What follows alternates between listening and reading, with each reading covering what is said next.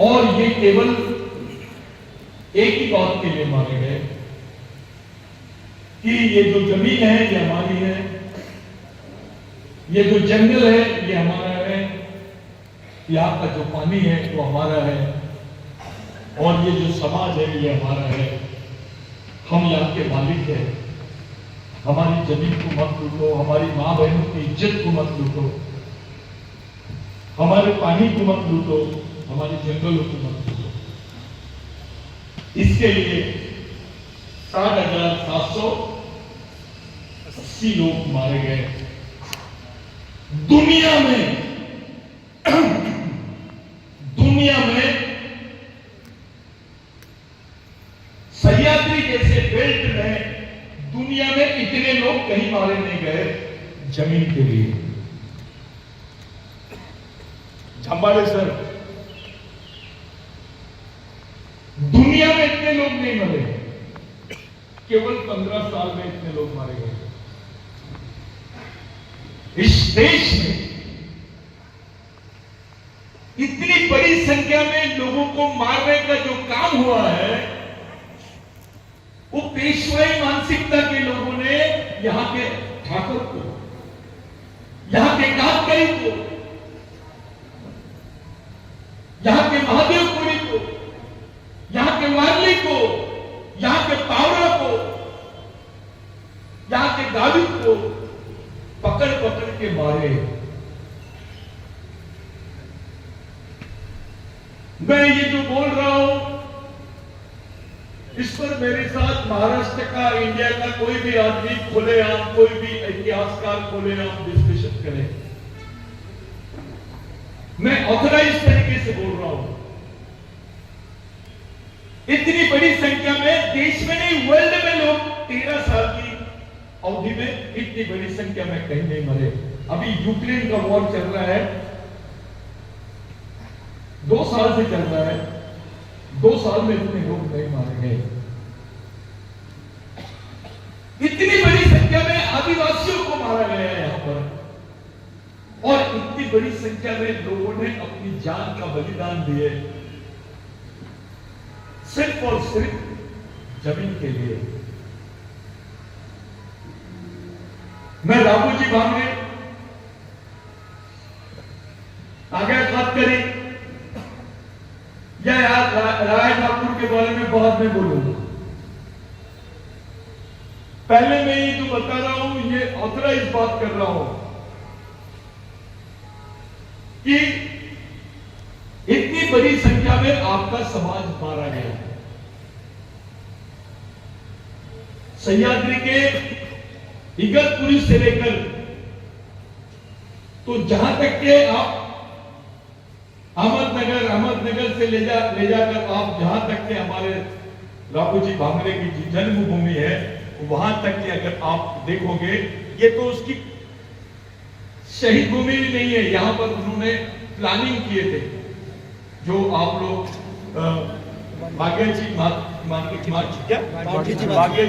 जिसको बोलते हैं, यहाँ राघोजी भांगरे, केवल राघोजी भांगरे नहीं, राय ठाकुर के भी लोग, हर कम्युनिटी का, हर आदिवासी आदमी, चाहे वो कातकरी हो, ठाकर हो, महादेवपुरी हो, ये आंदोलन एक साथ चला है। कभी यहां पर भेदभाव नहीं हुआ। कुछ ऐसे लोग समाज में पैदा हो गए जिनको छोटे छोटे पद के लिए जाति का सहारा लेना पड़ रहा है।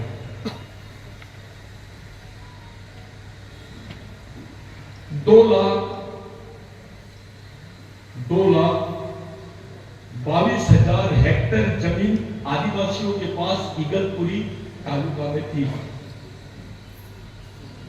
1980 के पहले। मैं बाकी जमीन की बात नहीं कर रहा हूं।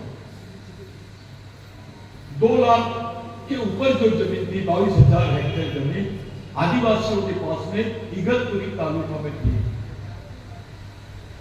आज 62,400 है। आदमी मर गया, कोई धर्मांतर कर लिया होगा, कोई क्षेत्र छोड़ दिया होगा, जमीन गई क्या कहीं। वो जमीन कहां पर है? 1980 से केवल अभी 62,000 जमीन बची है, हेक्टेयर जमीन तुम्हारे पास में बची है, आदिवासियों की मालिकियत की जमीन। यहां पे कारखाने आदिवासियों की जमीन पर है, यहां पे धरण आदिवासियों की जमीन पर है, यहां पे बड़े बड़े प्रकल्प आदिवासियों की जमीन पर है।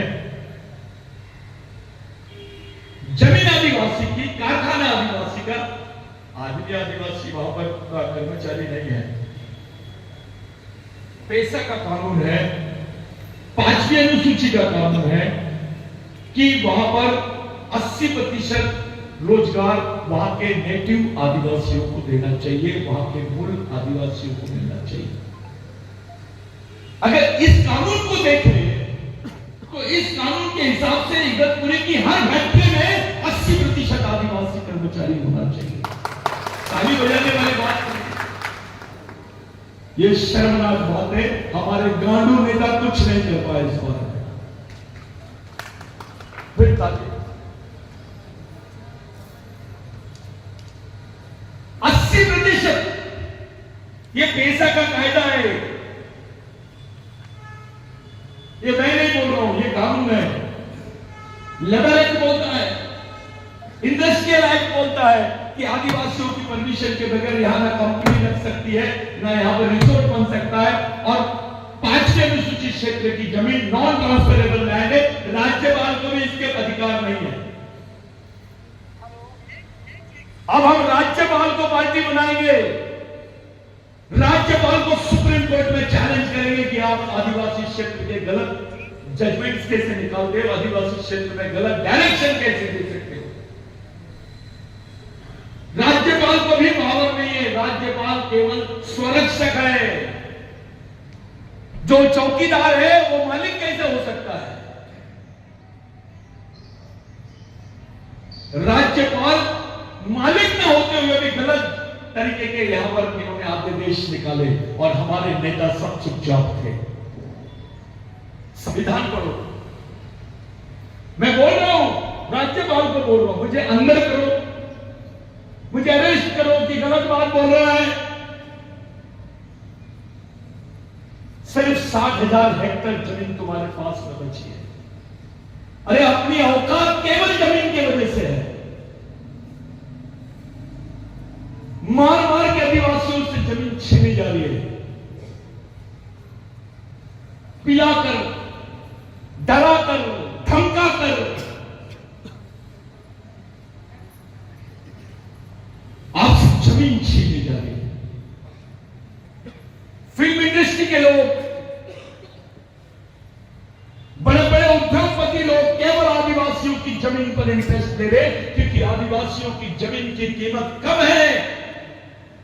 इसी पेशा के क्षेत्र में गैर आदिवासी की जमीन की कीमत 1 करोड़, तो आदिवासियों की जमीन की कीमत 10 लाख। ऐसा क्यों?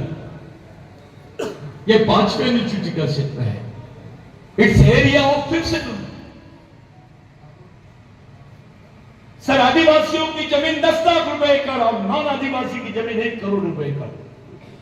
कानून बोलता है कि 5th शेड्यूल की जमीन जो है आदिवासियों की, वो नॉन ट्रांसफरेबल है, अपरिवर्तनशील भूमि। अगर वो जमीन अपरिवर्तनशील है तो यहां पर इतने बड़े बड़े रिसोर्ट और इतने बड़े बड़े इंडस्ट्री कैसे बने? स्टेट को भी पावर नहीं है, राज्य सरकार को भी अधिकार नहीं है अपरिवर्तनशील जमीन को ये करने का। 1980 में पहला आदिवासी लैंड रिस्टोरेशन एक्ट बना, जिसको बोलते हैं आदिवासियों की जमीन उनको मिलनी चाहिए। वो कानून की धज्जियां उड़ गई। मैं 2009 से तो 2024 तक की बात करता हूं। एक शासनकाल बीजेपी का भी था और दूसरा शासनकाल कांग्रेस का भी था। बाला साहब थोराट थे महसूल मंत्री, उसके पहले और कोई मंत्री होगा महसूल मंत्री। मैं उनसे पूछता हूं, आदिवासियों की जमीन क्या यहाँ के आमदार या कोई रेवेन्यू मिनिस्टर के ऑर्डर से ट्रांसफर हो जाती है क्या? लेकिन इस क्षेत्र में हुआ है, ऐसे एविडेंस है खुलेआम। यहां पर केवल एक परिपत्र लेकर यहां के कलेक्टर तहसीलदार ने उसको ट्रांसफर कर दिया लैंड। उसकी प्रोसीजर होती है कि आदिवासियों को आप भूमिहीन नहीं कर सकते, आपको संबंधित विभागों की एनओसी लगती है, इसको स्टेट परमिशन बोलते हैं। उसके बगैर खुलेआम नंगा नाच इस क्षेत्र में हुआ, जिसकी आवाज बिरसा ब्रिगेड के माध्यम से उठाई गई। मैं पूछना चाहता हूं आपसे, आपका कौन सा नेता आपकी लड़ाई के लिए सामने आया? यह मेरा खुला सवाल है। अरे दादा, सतीश दादा, आप मत बोलो इसके बारे में, यहां पर तो लैंड माफिया है। अरे मरने की किसको चिंता है यार? किसको चिंता है? जिसकी जीने की व्यवस्था नहीं है वो मरने की चिंता क्यों कर रहा है?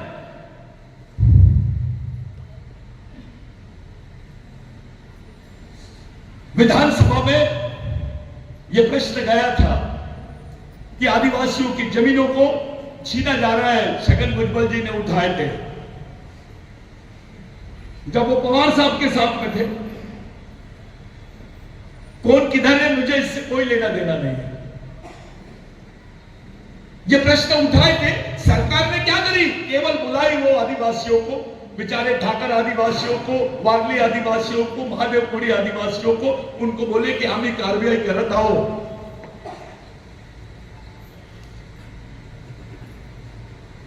सौ बार भी इलेक्शन से आप लोग इसका हल निकालोगे तो कभी नहीं निकलेगा।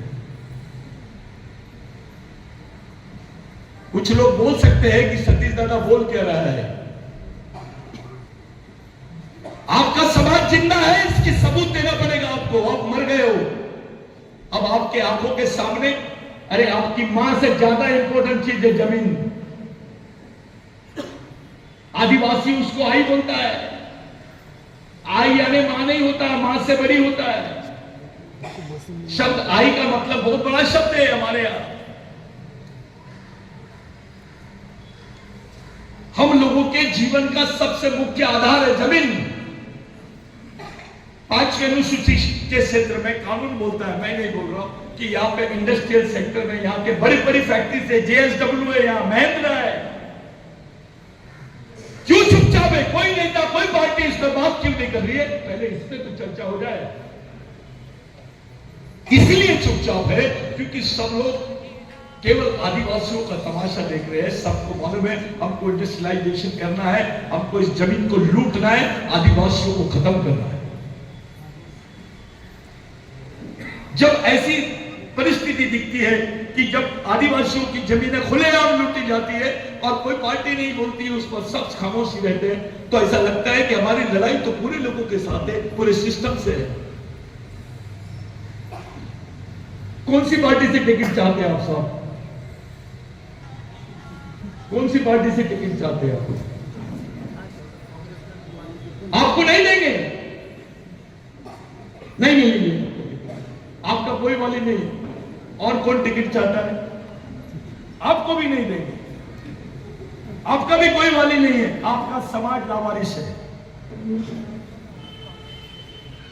कोई कांग्रेस वाले आपको पूछेंगे नहीं, आपको पवार साहब भी नहीं देंगे, क्योंकि पवार साहब पूछेंगे तुम्हारा समाज कहां है, क्यों देंगे तुमको टिकट? मुट्ठी भर लोग हैं, वो लोग बोलते हैं कि हमको टिकट होना, उनको पहले दे देंगे सब। अपना समाज खामोश है। दादा ने बहुत अच्छी बात बोले आपने कि भाई हमारा डेवलपमेंट नहीं हुआ, इस देश में आदिवासियों का डेवलपमेंट नहीं हुआ। मैं आपसे पूछता हूं, इस देश में मुसलमानों का भी डेवलपमेंट हो, उनके पास आरक्षण नहीं है। कपड़े कचरे उठाने का भी काम करता है मुसलमान, लेकिन उसके पास में सिस्टम है, उसका एक सोशल सिस्टम है। आपके समाज का कौन सा सोशल सिस्टम है? जिस समाज की कोई सामाजिक व्यवस्था नहीं है, जिस समाज का कोई सामाजिक कार्यक्रम नहीं है, वो कैसे प्रोग्रेस करेगा? इस देश में वही समाज जिंदा है जिस समाज के पास में सामाजिक कार्यक्रम है, जिस समाज के पास सामाजिक मिशन है। अपने समाज के पास कुछ नहीं, इसलिए अपना प्रोग्रेस नहीं हो पाया है।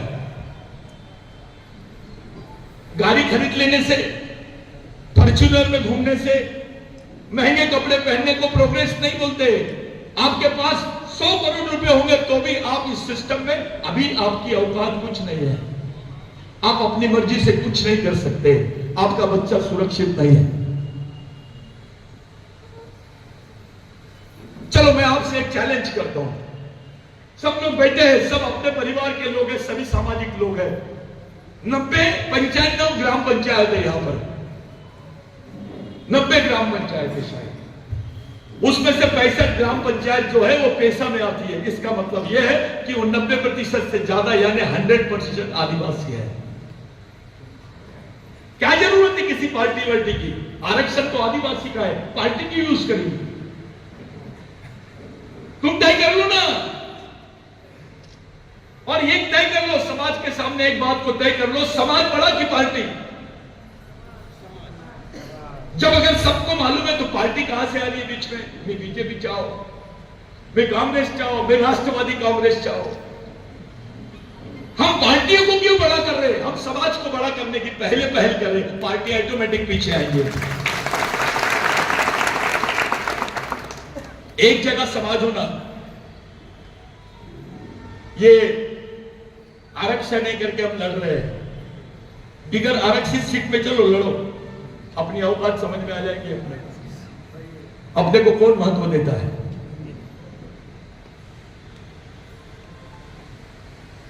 ये प्रोग्राम काशीनाथ को मैंने बोला कि भाई दादा अपने लोग भी सब सोच रहे, हम भी इलेक्शन के बारे में सोच रहे। मैंने बोला सबसे पहले अपने कार्यकर्ताओं को एक जगह बुलाओ। साथियों, मेरा बहुत अच्छे संबंध है, मेरे को कम से कम 100 फोन आए सतीश पेंदाम, दादा आप शरद पवार से बात कर लो। कुछ फोन आए आप राहुल गांधी से बात करो। कुछ फोन आए आप संजय राउत, उद्धव ठाकरे से बात करो। मैं क्यों बात करूं? मेरे समाज से कौन बात करता है यह महत्व की बात है, मेरे से कौन बात करता है यह महत्व की बात है। हमारा सामाजिक वैल्यू, मिशन में व्यक्ति का कोई वैल्यू नहीं होना चाहिए। अरे भाई आज हम करने को मार देंगे, तुम लोग क्या करोगे? समाज का वैल्यू क्या है यह महत्व की बात है। आपसे, इस समाज से किसी ने डिस्कस किया? पूछा साहब आपने से? किसी ने? अपने समाज को कोई पूछ रहा है? जब तुमको कोई पूछ ही नहीं रहा है, इसका मतलब साफ है अपने समाज की कोई औकात नहीं है। मैं या पार्टी चाहूं, मैं त्या पार्टी चाह रहे, कोणत्याही पार्टीचे राह भावा तू, आपली कंडिशन एकच आहे, हमारी कोई वैल्यू नहीं है। We have no values in democratic system. इस पॉलिटिकल सिस्टम में आदिवासियों का वैल्यू 0 है। सबको मालूम है ये आदिवासी बहुल एरिया है। समाज से कौन बात करता है? व्यक्ति से बात कर लेते। तेरे पास 5 गांव है, तेरे पास 20 गांव है, तू इतने ले ले, तू उधर ले ले, तू ये वाला काम कर ले। ये जो काम है बंदर बाट कर देते हैं, यहां पर आमदार बन जाता है। किसी को भी आमदार बना सकते हो। क्षेत्र आदिवासी का है और आपका भविष्य निर्णय लेता है गैर आदिवासी आपको, जिसका तुम्हारे दुख दर्द से कोई लेना देना नहीं है। वो लोग बैठ के तुमको लूटने की तैयारी करते हैं और वो तय करते हैं आमदार कौन बनेगा। अब इगतपुरी का आमदार अगर दूसरे तय कर रहे हैं तो हम क्या कर रहे हैं? मिशन काय के लिए चला रहे हैं? बंद कर दो इसको, फिर पार्टी चलाओ, शॉर्टकट है वो। मैं कार्यकर्ता नेता भी बैठे, आप बुरा नहीं मानना, मैं सिर्फ बिरसा ब्रिगेड के कार्यकर्ताओं को बोल रहा हूं, बंद कर दो मिशन, मत चलाओ, इसकी कोई जरूरत नहीं है। ठीक है, पवार साहब का हम रिस्पेक्ट करते हैं, बहुत बड़ी बात है, क्योंकि सोशली हमारे लिए एक अलग टाइप का अनुभव है और वो पैकेज हम चाहते, वो पैक हम चाहते हैं। अगर वो चीज निर्माण नहीं होती है तो वहां पर भी हमको स्टॉप होना पड़ेगा, क्योंकि समाज बड़ा है, समाज का भविष्य देखना है, हमको सबका उपयोग करना है, सबकी मदद लेना है। मैं आपसे पूछना चाहता हूं, हम बड़ी बड़ी बात कर लेते हैं। 2,22,000 हेक्टेयर जमीन का मैंने जिक्र किया था, आदिवासियों की जमीन थी। रेवेन्यू में रिकॉर्ड देख लो, मैं ऐसा कुछ नहीं बोल रहा हूं। अभी बची कितनी? 60,000 हेक्टेयर जमीन बची आदिवासियों के पास में इस सेंटर में। अब मैं कौन सा आदमी है जिसमें यह ताकत है कि जो 1.5 लाख हेक्टेयर तुम्हारी जमीन गई तुमको वापस ला के देगा, मैं उसको नेता बनाने के लिए तैयार हूं।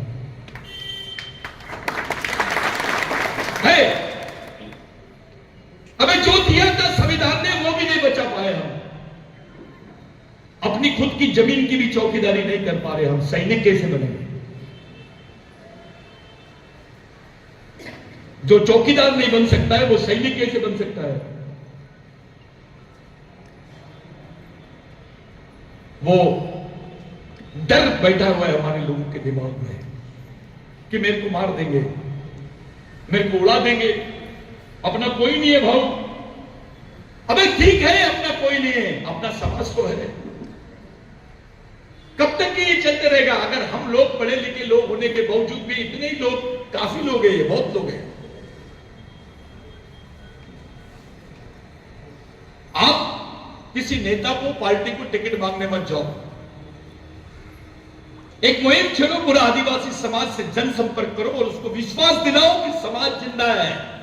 अबे नेता वेता बहुत चिल्लर चीज है। एक बार समाज जिंदा हो जाएगा तो नेता को बैठ बोलेंगे तो सो जाएगा वो, क्योंकि दबाव और समाज का वो लेवल होना चाहिए।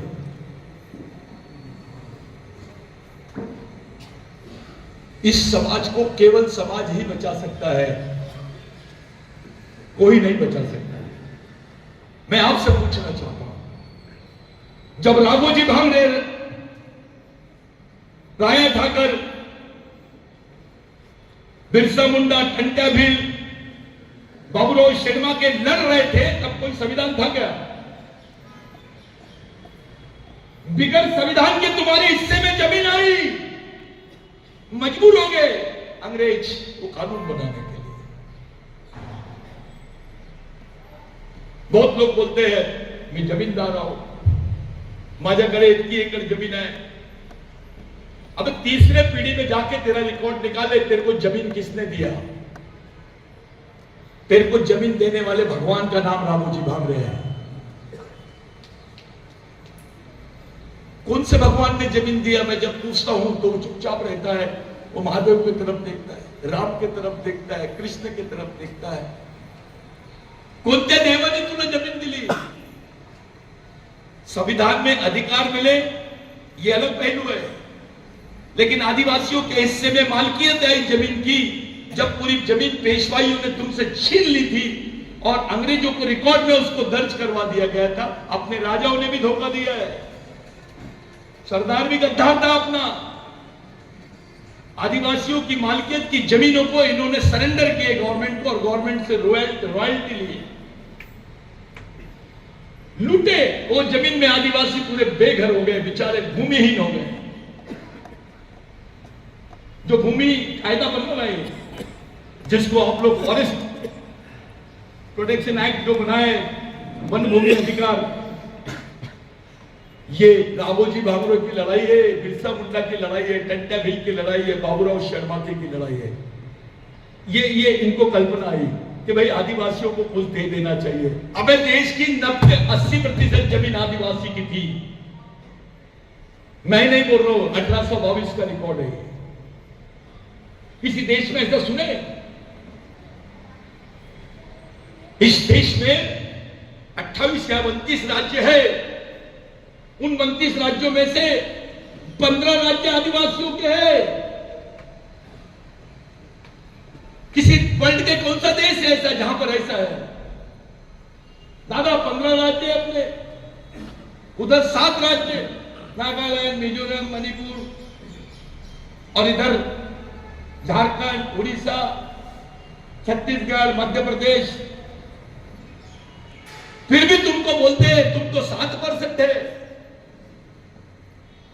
अबे 7% आदिवासियों की 62% जमीन कैसे? उनके 14 राज्य कैसे हैं? ये देश आदिवासियों का था, है और रहेगा। उस लड़ाई के लिए इस मिशन का जन्म हुआ है। इलेक्शन आएंगे जाएंगे, 25 आदिवासी लोग लड़ेंगे, तुम्हारे भाई रहेंगे, उसमें से कोई एक जीत के आ जाए, और जीतेगा वही जिसको वो लोग चाहेंगे, तुम नहीं चाहो। तुम्हारे मर्जी से तुम अपना प्रतिनिधित्व चुनने की ताकत तुम्हारे में आज नहीं है, तुमको टिकट नहीं मिलेगी। लेकिन इस मंच से आज मैं ये बात बोलना चाहता हूं, अगर आदिवासी समाज की बात सुने बगैर कोई भी पार्टी किसी को भी टिकट देगी, उनकी बाकी सीटें भी गिरेगी। अगर इस समाज का रिस्पेक्ट नहीं होगा तो, इस समाज की जनभावना और इस समाज की अंतरात्मा को टटोले बगैर, इस समाज की मानसिकता, इसकी मान्यता को जाने बगैर, संगठन को विश्वास में लिए बगैर कोई भी पार्टी अगर ये बात करेंगी इस विधानसभा में, वो हमको कोई सत्ता वत्ता नहीं होना। अगर आप हमसे हमारी हक की सीटें छीटेंगे, अगर आप हमको खाने नहीं देंगे, तो हम आपके खाने में मट्टी डाल सकते हैं, छीट तो नहीं सकते, लेकिन आपको खाने भी नहीं देंगे। इतनी ताकत पैदा करो हर जगह, हर क्षेत्र में। पूरे महाराष्ट्र में एक ही बात चल रही है, दलित किधर है, ओबीसी किधर है, मराठा किधर है, कोई ये बात ही नहीं कर रहा आदिवासी किधर है। उनको लगता है आदिवासी का तो कोई जनसंख्या ही नहीं है। साथियों, 25 सीट आरक्षित है आदिवासियों के लिए, और महाराष्ट्र में 29 सीट ऐसे हैं विधानसभा की जहां पर आदिवासी तय करेगा कि कौन जीतेगा। 29 और 25 कितने हो गए? 54। यानी आदिवासी समाज ने अगर तय कर लिया तो 54 विधानसभा सीट पर वो अपना प्रभाव रखता है। जो 54 विधानसभा सीट का मालिक है उसको बोलते हैं कि आदिवासी के बारे में कोई चर्चा ही नहीं करता है। 54 विधानसभा सीट आदिवासियों की मर्जी के बगैर हो ही नहीं सकती, ये वास्तविकता है। इस पर मिशन ने काम किया है। मुझे राज्य के माननीय और अनुभवी नेताओं ने बोला, अरे आप अपनी रिपोर्ट दो। मैं तो दूंगा ही, लेकिन कम से कम मेरे समाज को मालूम हो कि अपनी कितनी सीटों पर आदिवासियों का प्रभाव है। पूरे महाराष्ट्र को सबसे ज्यादा अगर कोई प्रभावित कर सकता है तो केवल आदिवासी समाज। अगर मुस्लिम भाई ने चाहा, दलित भाई ने चाहा, ओबीसी भाई ने चाहा, मराठा भाई ने चाहा कि आदिवासियों को साथ में रखकर आदिवासियों का प्रतिनिधित्व बने, तो आपके 25 नहीं, कम से कम 35 आमदार रह सकते हैं। जहां पे आदिवासियों की जनसंख्या साहब 40% से ज्यादा है, ऐसे क्षेत्र भी है। वर्धा का आरवी है,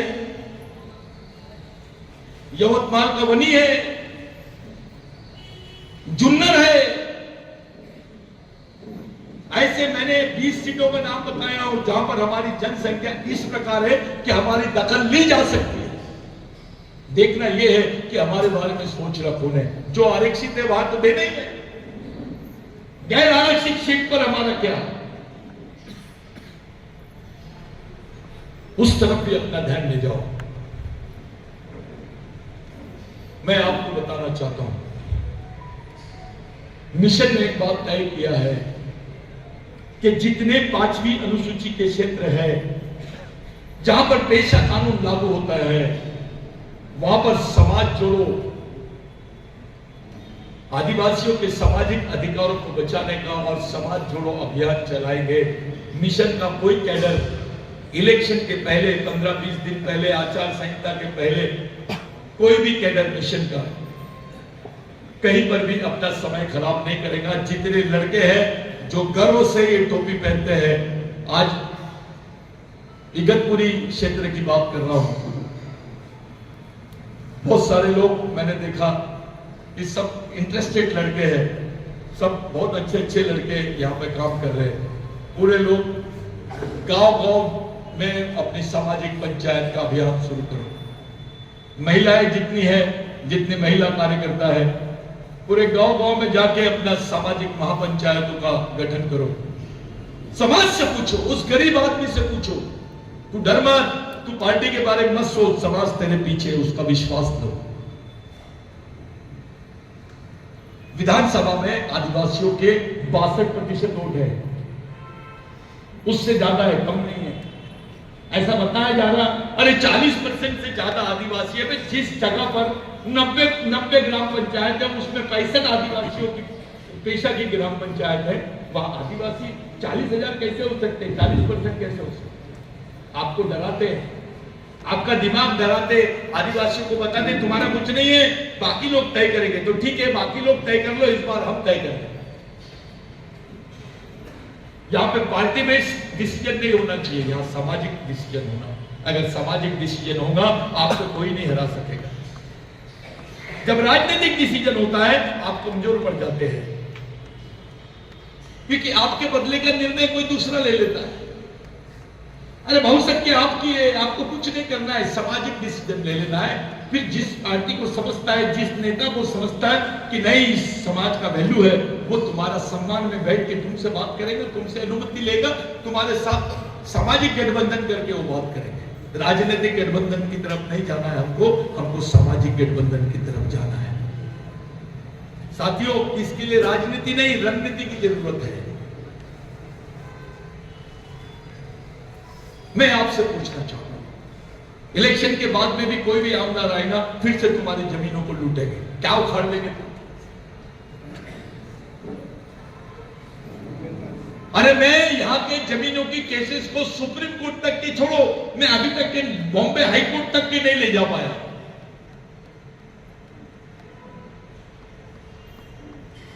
एक बार जमीन तुम्हारी हल गई तो तुम्हारे 50 साल के पहले के रिकॉर्ड भी नहीं मिलेंगे।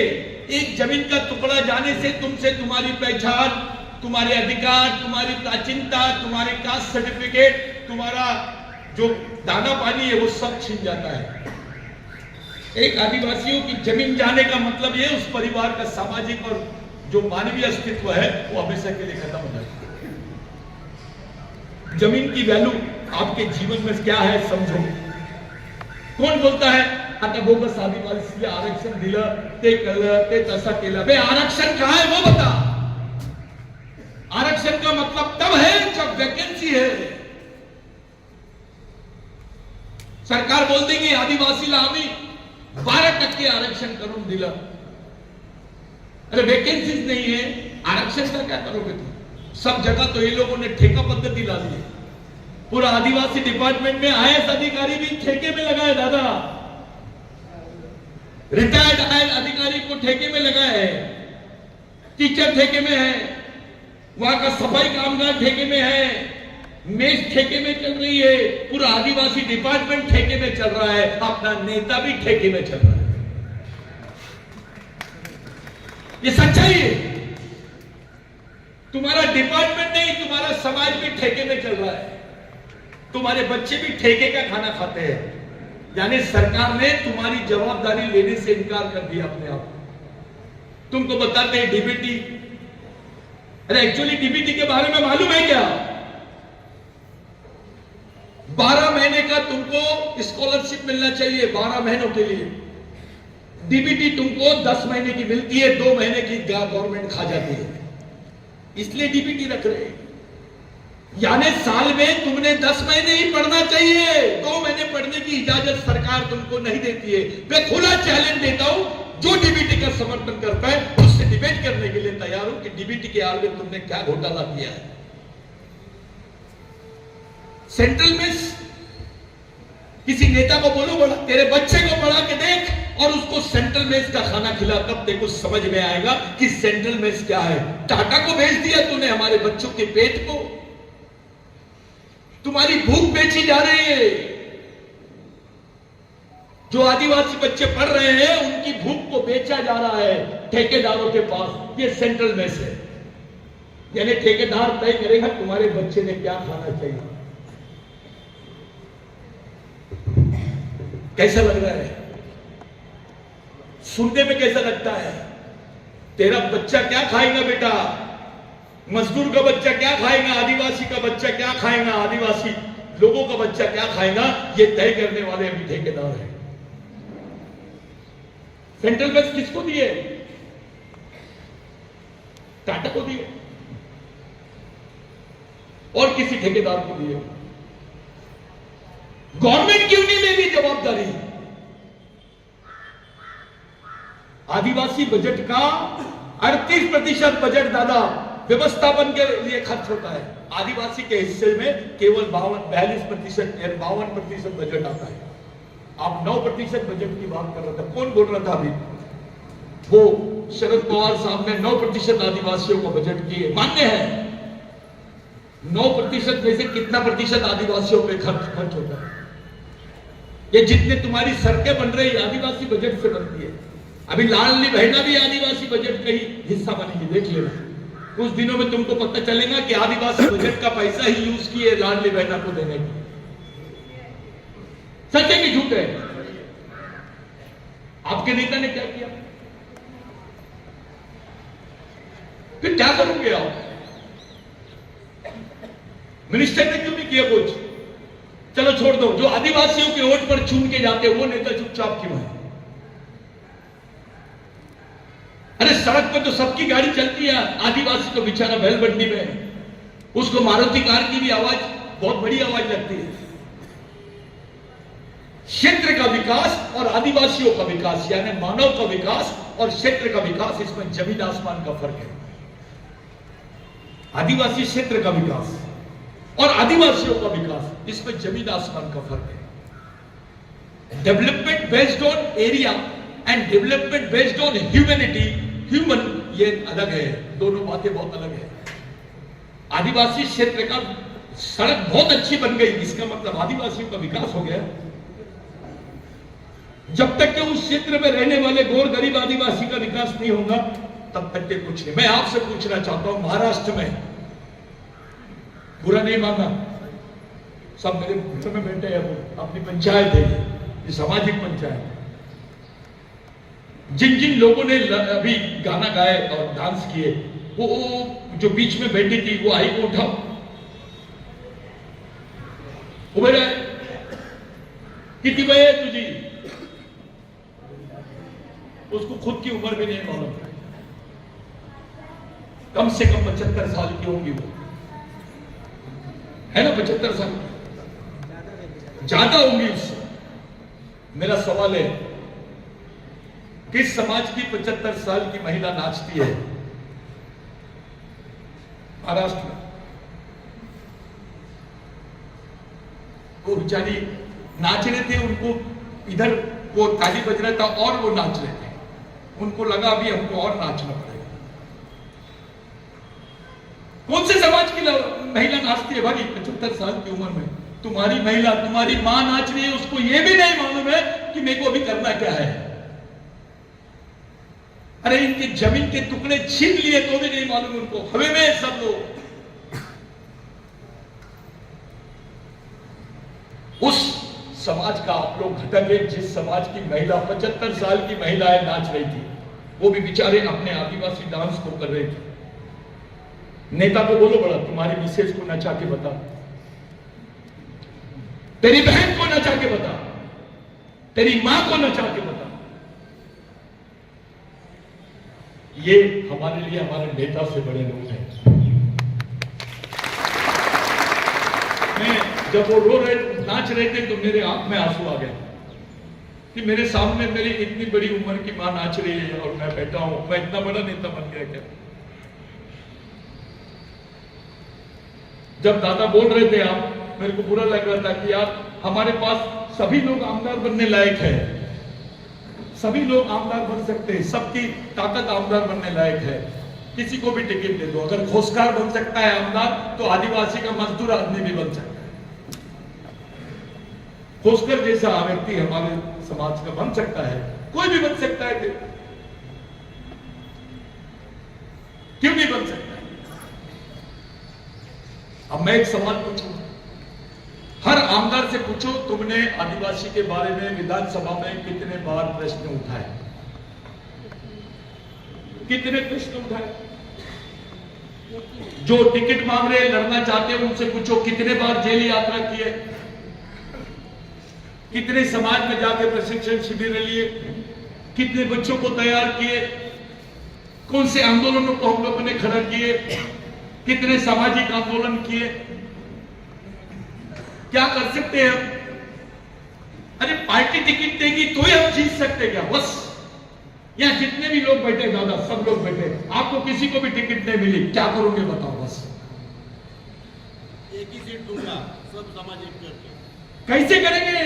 किया था ना हमने, आगे घोष कर आया था, हम सब हमारे इकट्ठा होके एक ही दिया, बाद में घोष कर वो आया, क्योंकि हमारा पूरा तालुका एक साथ करता है। लेकिन अभी कैसे ज्यादा लोग हैं इसलिए रेत में इकट्ठा करके ये सीट हमारी रहेगी, आदिवासी की रहेगी, ये कोई दावा नहीं कर सकता। आपका समाज आपको सुन रहा है क्या? समाज में सुनेगा तो पिछले ढंग कैसे सुना? वो पार्टी के लिए सुना, पार्टी के लिए नहीं, सब अनिल के आने के शिवसेना के साथ राष्ट्रवादी का कांग्रेस के साथ। बोलिए क्या संभव है? तुमको टिकट विकेट नहीं दिए, तुम्हारे लोगों को इन लोगों ने भाव नहीं दिए, क्या करोगे? पहला सवाल। उनकी मर्जी से देंगे वो किसी को, आपकी मर्जी से देंगे? समाज की मर्जी से क्या हो रहा है?